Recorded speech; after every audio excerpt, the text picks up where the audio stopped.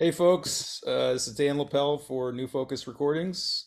Very glad to be joined by John Aylward, straight from the wilds of New England, to chat about his new record coming out this Friday, February 4th, Celestial Forms and Stories, with Klangform Wien. Hey John, how you doing? Hey, Dan, good. How are you? Good, good. This is a Thanks wonderful for having me. project. Oh yeah, my pleasure. Is a wonderful project with a really cool sort of uh, literary frame that I think it might be great to sort of put the whole thing in context from that point of view. Uh, Ovid's Metamorphosis is like the basis for all this, but it actually is going through several layers of sort of deconstruction and reinterpretation. And maybe why don't you talk about that a little bit? Yeah, sure. Well, first of all, it's great to be on the label, and thanks a lot for supporting the work and supporting the project altogether. Oh, our You pleasure. Yeah. I put out Angelus back in 2020 with you, and that was another just great experience. So it's really great to be back and to be. Wonderful, wonderful album. Yeah. Thank you. And I feel like this is a completely different thing. Celestial Forms of Stories is a very different very different approach for me in terms of music making. But it was one that I was really happy to explore with Klong Forum. They're such a fabulous ensemble, and it was really great working with them. The clarity of the group and their own ability to bring so much fresh interpretation to my music was, I think it adds another level. There were things that I was listening to and hearing in the recording that they were bringing out that I hadn't heard before. Yeah. So anyway, the primary inspiration of the five pieces, the Metamorphoses, as you say, goes back a long time for me. It's a book or a poem that I really started interacting with when I was a child. My older brother is a classical archaeologist, and he was studying the classics. He's 12 years older than me. I have five siblings. So one of my older brothers was studying the classics, and he would bring these books home, and he brought home the Metamorphoses. And that's a book that I think you can read as a young adult and get a lot out of, because it's in these very short chapters. You can just read a story, you can interact with it kind of how you want, put it away, bring it back. So it's a poem, it's an epic poem that has just stayed with me for so long, and I never knew what I wanted to do with it. And of course, so many of the stories from the Metamorphoses, they get a lot of play in the music world, and so there's there's plenty to do, and I just didn't know what I wanted to do with it and how I wanted to interact with it. And I kind of put it in the back pocket. So then years went by, and I read this. I started getting into Calvino. I mean, I guess a lot of people have their Calvino phase. So I had my Calvino phase, and I read Invisible Cities, and I read Cosmic Comics and all those books. And then I started to think, I'm a big nonfiction buff. So I said, oh, I'm going to read Calvino's nonfiction and just see what he has to say about the world of fiction in his own world. And Calvino wound up having this fabulous essay on the Metamorphoses. And I came into that article about 2009. So 13, 14 years ago, I was reading Calvino's take on the Metamorphoses. And I started to have a real deep appreciation for how Calvino took a lot of literary inspiration into his own work, his own creations. I mean, it happens with all of us. We were inspired by work, and we want to recapitulate it, and we want to do it in our own way. But there was something about the Calvino that I thought was so interesting, because he had analyzed the Metamorphoses in these exact and articulate ways And I was just so impressed by his writing on it. It's in an article called, what is the article called? It's in the notes. It's the contiguous universe of Ovid that that Calvino was talking about. This contiguous universe where everything is connected, one little strand at a time. And so very quickly, a foot can become a stone and a hand can become a wing of a bird, just in a single sentence. Anyway, the Calvino is so imaginative and so articulate. And I got to reading Ovid in a completely new and different way with this fresh perspective. And more than that, Dan, I started to feel like there might be something I could do using these techniques that Calvino had articulated. He kind of lays them out pretty conveniently for anyone to digest. So I thought maybe I could kind of start telling stories in music the same way. Is there a way that I can think about the quickness in which a hand can become a wing? Is there something there in music where I can very quickly transform an idea, or in the way that things become in Calvino talks about this idea of visibility in the Metamorphoses. Sometimes things move to the foreground, but then recede to the background. They become visible or they're hidden. And this kind of shell game that Ovid plays, wherever he wants to distract your attention. So I thought, I bet I could find a musical analog for that. And I don't necessarily feel like any of the musical techniques that I'm working with are new by any means. What I think is interesting to me is the way in which they all cohere around this world building. I'm very interested in the world building, and that's a big thing. Game of Thrones and all this world building around us. Tolkien, and I also grew up on a lot of that. Le Guin, all of the world building in literature. And so what I thought to do really was to put this all together over many years now. It was many years. The first piece is from 2014 on this album. So, it took many years to put this together, but to kind of build a world around all of Calvino's prompts. And I don't really think of them as overly technical. They're just ways to tell a story. He's just talking about ways to tell a story. And I think that's what was so appealing to me. I wanted to get away from an overly technical analysis. I wanted to get into something that was more, not just colloquial, but also something that was just more rounded in a way, and that would allow me the artistry that I wanted, the flexibility to make art with these observations.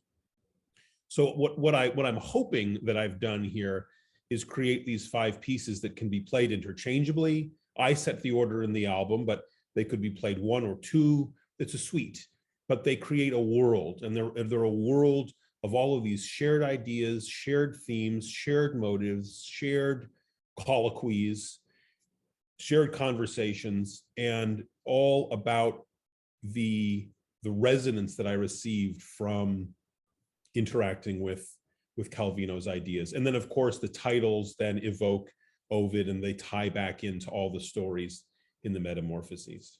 Yeah, that's great. It's fascinating. Well, you know what?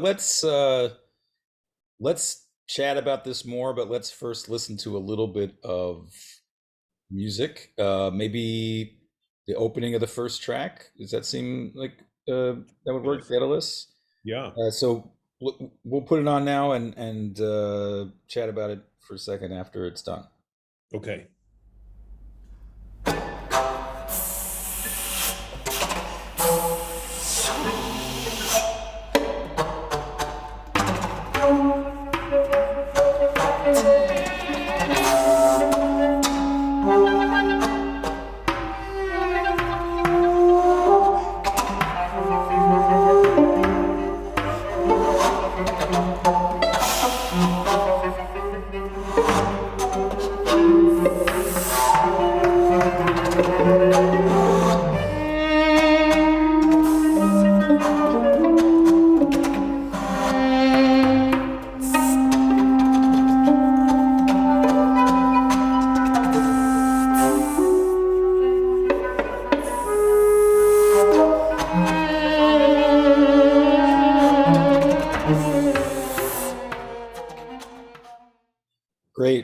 So that was the first minute or so of the whole album, the track Daedalus, and we're hearing Klangform Wien, of course. Finnegan Downey Deer is conducting throughout the all the conduct. There's only one movement of the suite that's not conducted. But That's right, the duet. yeah. Do you want to say a little bit about just the texture? It's pretty unique actually in terms of the kinds of musical material that we're hearing on the rest of the album. Yeah, it is a different sound from other aspects of the album, but I think Daedalus is a different character from the characters that I want to explore on the album. So the way I constructed the album is to work around a few characters and stories of characters in the uh, Metamorphoses, namely Daedalus, um, uh, Narcissus, and Mercury. So those are the three um, uh, characters that come up. And then the other two tracks, Ephemera and Ananke, they take a more, that's the duet. Ephemera and Ananke is the last track and one of the larger pieces. They take a kind of more global view of ideas in the Metamorphoses, and they're less character driven, I would say. But the album does open with this rather character driven exploration of Daedalus.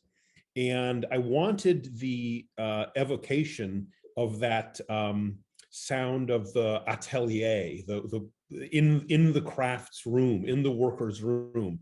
So these percussive attacks in the flute and the percussive attacks in all of the instruments actually are what I'm hoping they do is to evoke this sensibility of constructing something in these maybe blunt ways.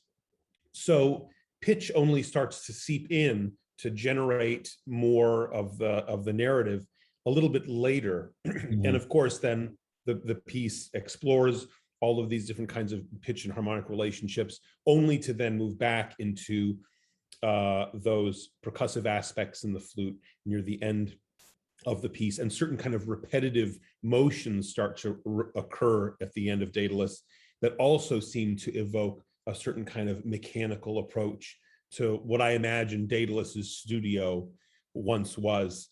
Now, Daedalus also is the architect of the labyrinth. So the form of the piece, I wanted the form of the piece to move through a certain kind of maze-like structure. It's in 5 loosely constructed moments that blend into each other in a way that I feel move in a kind of angular maze-like structure. So up and over and down and through, and moving in ways that I hope would keep somebody moving through the maze, but also give them a sense of slight disorientation to where they are and where they're going at any time. And I think the percussive nature of the piece at times helps with those angles. It helps to kind of create certain sharpness in the textures that might cause you to glance to your left or glance to your right, or make you wonder where am I in the work. But the opening, yeah, is a very percussive, and I hope somewhat maybe scintillating opening, kind of like a grab you by the ear moment to drag you into the album.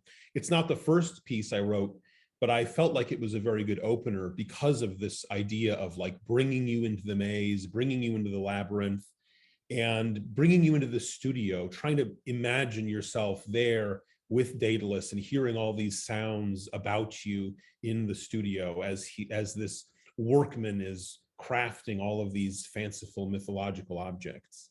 Yeah. Oh, it's great. It definitely has that quality of sort of there's an arresting quality to it, and then in a way, it's sort of navigating the transition between whatever space you were in before you turned it on, and then where you're going. It's Absolutely. it's the threshold music. Yeah. um, Yeah. what's interesting to me well, there's a lot of things that are interesting to me about this album, but like one of the main things that sort of is this conversation, this constant conversation between these characters who have become so much a part of our sort of discourse because of their historical significance, and they've evolved, of course, over the years. Like particularly a character like Narcissus, who is sort of like the basis of so much of how we think about aspects of personality in a way. It like sort of has formed around that. But also the extent to which you mined Calvino's ideas for like technical approaches, and that phrase elementary properties that came up Yeah, in the essay, and I guess in the case of the Daedalus piece, this idea of non-pitched sound is one of the elementary properties that sort of gets carried through, right? But the absolutely. conversation is going on constantly between this meta view of how Ovid worked with this material, but then the material itself, which isn't static by any stretch. Even Ovid's retelling of it is like a few steps removed, you know. Uh, Absolutely. so I mean, I guess it reminds me a little bit of these texts are almost like, I mean, they're secular, but they have a very strong affinity to the way we deal with the Bible too, or any other Hmm. religious texts. Like they're living documents that keep on sort of taking on a new meaning in different eras, and uh, so it's like such a rich resource to then go in, but I probably pretty daunting in a way too.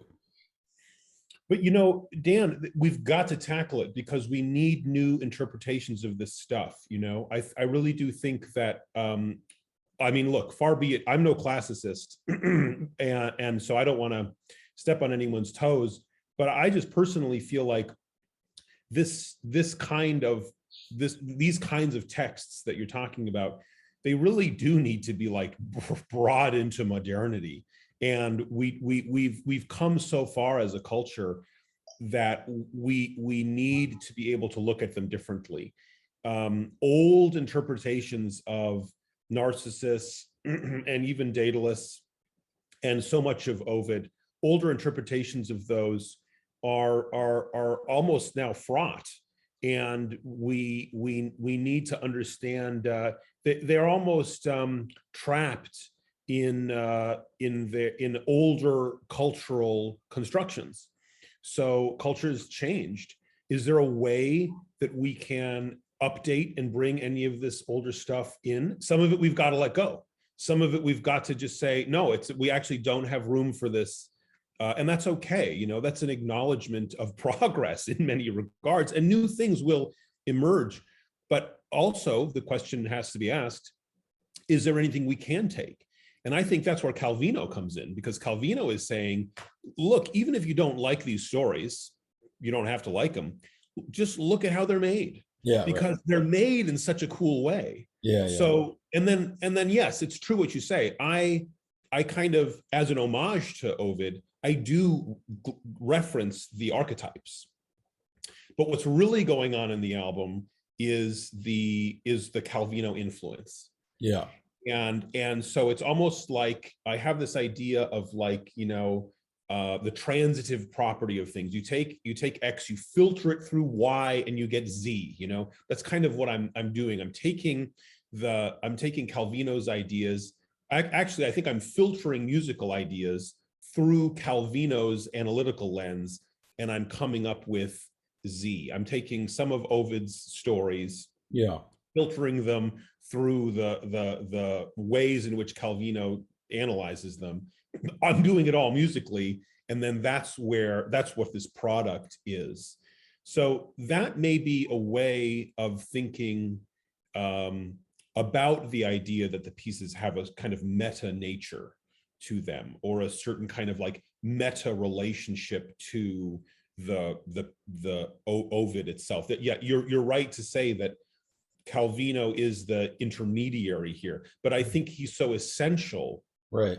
as the intermediary, because he's really what's allowing these archetypes to get the update that they need. Yeah, And, yeah. it's not even the archetypes, but it's just like it's beyond the archetypes. It's the storytelling. It's the ways in Yeah. which Ovid worked. Ovid. Yeah. Yeah. It sounds Go like what ahead. you're saying that is that had Calvino analyzed a different set of stories, and maybe he did, he probably did, Yeah. that, and you had set those analyses, the album would be closer to what it would be if you had set a different analyst's thoughts on Ovid. If that makes Yeah, sense. exactly. Exactly. The Calvino is exerting a stronger influence here than the Then Ovid is, yeah. and the idea of like narrative structure, how you tell a story, is the thing that, yeah, that's very cool, and it makes me want to revisit Calvino and just remembering. I only read If on a Winter's Night. Oh, what a great But book! That was the it's first book I amazing. ever read of Yeah, his. yeah. That's most people's like gateway Yeah, drug to Calvino, right? totally. But just the guy had just such a genius for persistently stepping back further and further to have these different meta levels of understanding. And it sounds like Yeah. he applied that to this type of nonfiction writing also, which is pretty cool. Well, you nailed it. And I think that, we're living in a time of this kind of, I am watching you watch this and you are watching Right. me watch Yeah, this, yeah. and so in a way, the album is, I am watching Calvino read Ovid. Yeah, right. So yes, I think there definitely is that. And I Now, think people are watching us talk about you thinking about Calvino analyzing Ovid, retelling Greek myths. Exactly. Yeah. Yes. Yeah. And I think, but I hope that people will listen to the music and just get lost in that. Yeah, of course. Right. That's the hope, to feel the chain of events, and to sometimes it's very Ovid, sometimes it's very Calvino, sometimes it's very Aylward, and I don't want there to be any strictures about what's what. Of course. I mean, you certainly don't need to know all of this to hear the music and to be engrossed in it and hear how fantastic it is. But it does add an extra really fascinating layer to sort of understand. And I think it draws a listener in a way that, has the potential to be an extra layer of engaging, And I think that what I really hope will happen is that people will hear the album as a world. I think that was the global intention for me, to say, wow, Ovid did this amazing job world building. I love world building. I love Tolkien. I love Le Guin. I'm really interested in that. Yeah. Calvino is giving me some instructions on how to do it myself. Right. Well, let me see if I can kind of create my own world. Yeah. There's a hint of magic realism here, I think. Yeah. Maybe we could posit that magic realism started way before Calvino. Yes. Or way before Calvino. Cool. Yeah. Let's listen to a little bit of the Narcissus movement, which Great. Here it is.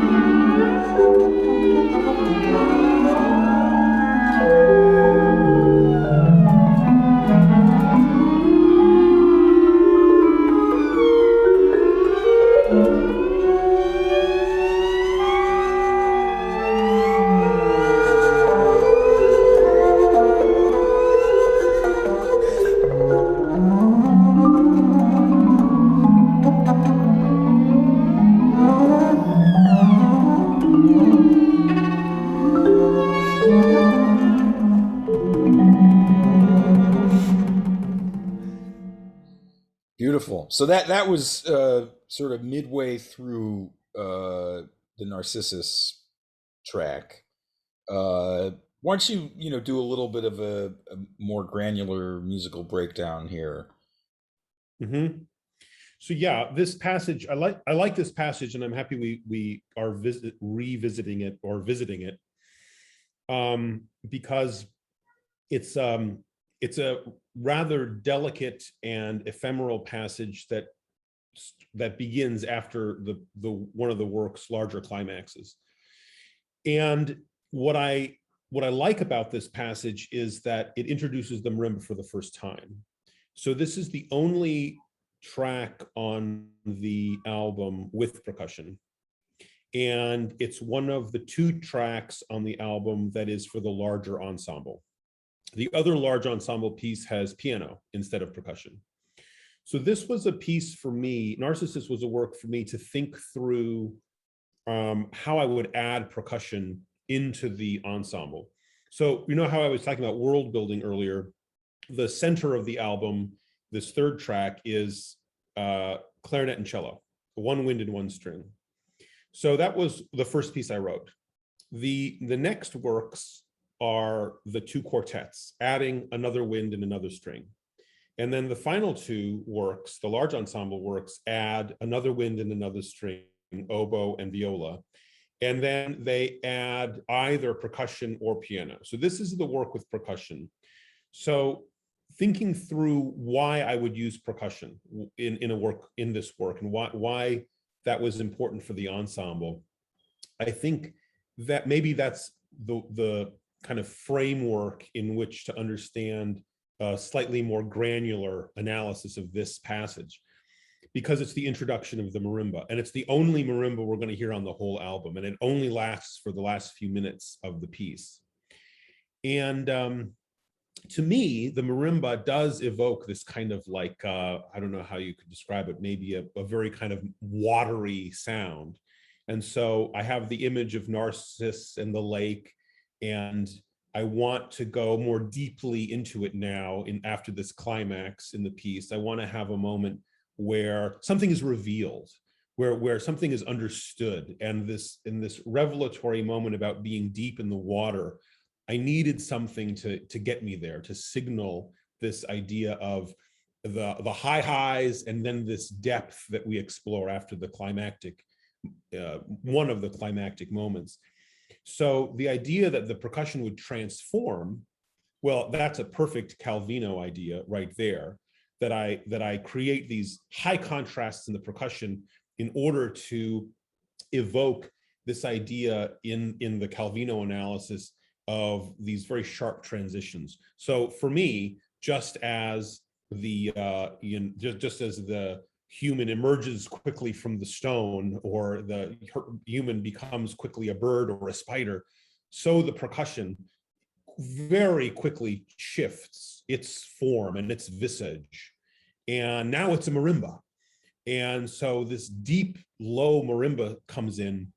And to me, the conversation it has with the flute is this kind of like a dream passage or inverted relationship to the previous material. Whereas the previous material was the metallic vibraphone and the strings, now the inverse or the opposite emerges. And so the passage to me is very special for the contrasts it sets up, but also for the kind of depth that I hope it illuminates, or that it brings to the piece. It's almost like the piece starts in this way, and then when the marimba comes, this depth emerges. You realize that the pool has actually got a deep end. Uh-huh. And then from there, if people continue listening, they'll hear that the music then starts to actually thin out. And so there's a new sense of dimensionality in the thinness of the ending and the reemergence of the very high string music. So it's a moment of high contrast for me. Yeah. Oh, that's great. That's a cool insight into it. It definitely struck me when I was listening through to the piece too. But it's great to hear you talk about it more in the sort of larger terms. Well, Um, it's really nice to be able to use an instrument like percussion to get those Calvino-esque storylines, Yeah. because percussion can just change on a dime. Yeah, totally. Would you say I in my sort of website notes for this, I think do you pronounce it Ananke or Ananke. Yeah. Ananke? Mhm. Uh, I felt like I heard a little bit of a sort of syntactical play that was going on in Ananke a little bit, and I think I mentioned Donatoni as like sort of Mhm. something that reminded. But now that we're talking more about this, would you agree with the idea that that movement is really sort of capturing this? I don't know if Calvino gets into sort of like more sort of finely grained discussions of how language literally sort of progresses from phrase to phrase or sentence to sentence. Mhm. There's something like almost mathematical about the way that you're turning motives around in that piece. I'm Mhm. curious if that's something that you was that like a direct reaction to something you read in the Calvino, or is that just sort of a different motivic strategy that you decided to try for that movement? Yeah, yeah, that's interesting. It's a great question, and it provokes me to remember back what in the world Yeah, that right. Calvino was I Yeah. reacting to. But no, I think you've hit upon something where Calvino does talk about that quite a bit. A lot of these ideas that come up in Ovid and universal contiguity, that's an article from the late 70s, I think. This, even that Calvino's old, the Ovid's really old, but the Calvino is still kind of, decades away now. There's another book that Calvino put out called Six Memos for the Next Millennium. And actually, it's not a book that he put out, it's posthumous lectures that he was going to be giving at the Harvard Norton series. He was the Norton speaker that year and had prepared these lectures, but he died. So they concatenated the lectures into these six memos, and there are only five of them. He's supposed to give six Norton lectures. So I think he had written five. And the idea of visibility and quickness and lightness are really deeply expounded in those lectures. And he does reference Ovid and more analysis on Ovid in those lectures. And there's another really interesting lecture in that series on multiplicity. And that really is something maybe in regards to the whole conversation of the meta that we're having, the metaphysical. So this idea of multiplicity and compounding and recursiveness comes up in this lecture. And to me, the best way to relate that idea to Ovid was through the idea of destiny and fate and the wheel of fortune. These images started to come to my mind. So there's no one story in Ovid that really drew me in, but the idea of Calvino's multiplicity and the idea of necessity and destiny and fate that comes up over and over and over again in the Metamorphoses, they just seem to fit hand in glove. So how to then manifest that in music? And I think you've really hit upon it, that these kind of like uh, repeating gestures, moving over and over again and descending, every moment descending a little bit differently, Yeah. something changing ever so slightly, but always the sense of something impending is always happening in that piece. And so that is how I wanted to embody the idea musically of necessity, but also this idea of multiplicity, things constantly going again, the idea of multiple universes, and all of a sudden there's 1,000 of you multiplied out and all moving in your own decision-making ways. And so, yeah, every time the piece, every time that motive in Ananke descends, it's just another decision being made by another person in the universe doing some other thing, but slightly differently. And this accruing and accruing and accruing until you finally get to that piano cadenza that just lets out a cry of relief, only to then be subsumed. That piano cadenza then leads to this confrontation with the strings, and another very large cumulative moment where there's another kind of catharsis. It's a piece of I guess it is what Alex Redding said. It is a piece of necessity. It's just a piece that will not let go. It won't stop pushing on something.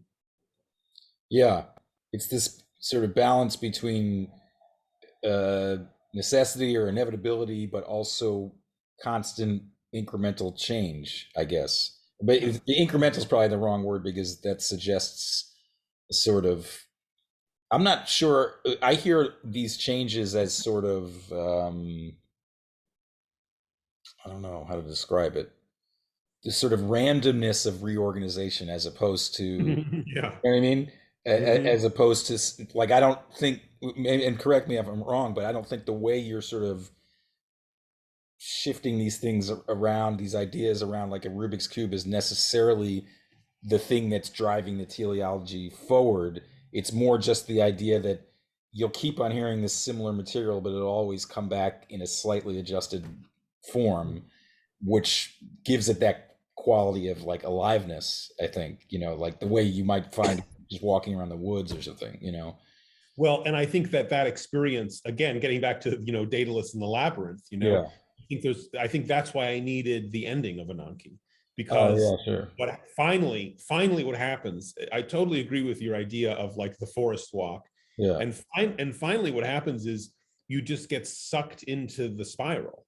Right. And I needed that gravitational well to start to focus the material, because I think the piece would have just gone on and on and on. I needed something to kind of like put it down the spiral, Yeah, right. Sure. and then finally the music just starts to focus and focus more and come in on itself.